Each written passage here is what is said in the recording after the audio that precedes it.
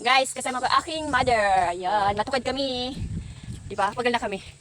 Di pa kami nakabangaan. Hingal kabayo na. Oh. Mag-aahon kami ng inuling naming uling na, ano ba? Baong nyog. Yan. Guys, dito sa amin, ayan, daanan yan. Tapos pagpunta namin dito sa daanan, ay makikita mo tong basurahan. Ginawa nila tong basurahan. Yan, dito sa may papunta sa aming bukid. Andito. Karamihan diaper nandito. Ayan, hindi pa nasusunog. Tapos ito yung daan papunta sa aming kabukiran.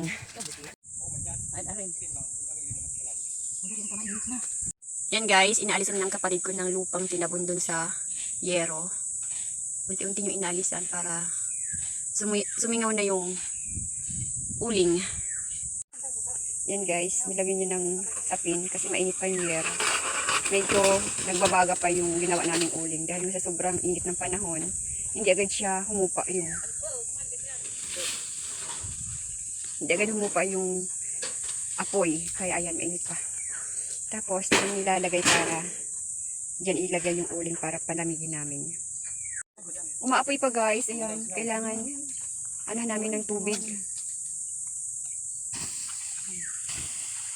Doon sa gilid, si mother, iniahaw niya na yung uling dito at ilalagay dito sa yero para lumamig.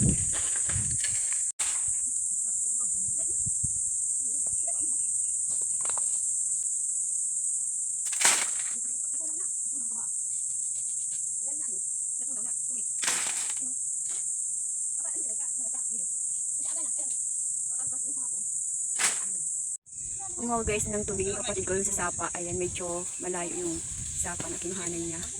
Ayan. Yan guys, kuha kami ng tubig. Dadala namin ang timba. Punta kami ng sapa.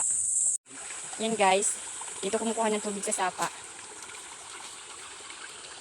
Ito lang yung tubig dito sa bukid na kinukuhanan. Tapos may saruro. Ayan.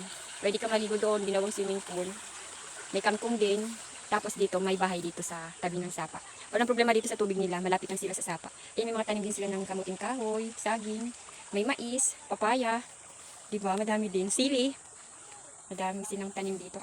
Pasok tayo dito sa bahay nila.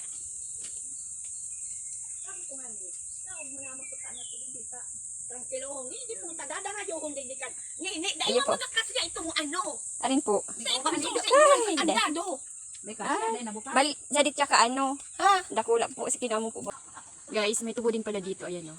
Nandito lang sa tabi ng sapa. Ang tataba ng tubo o.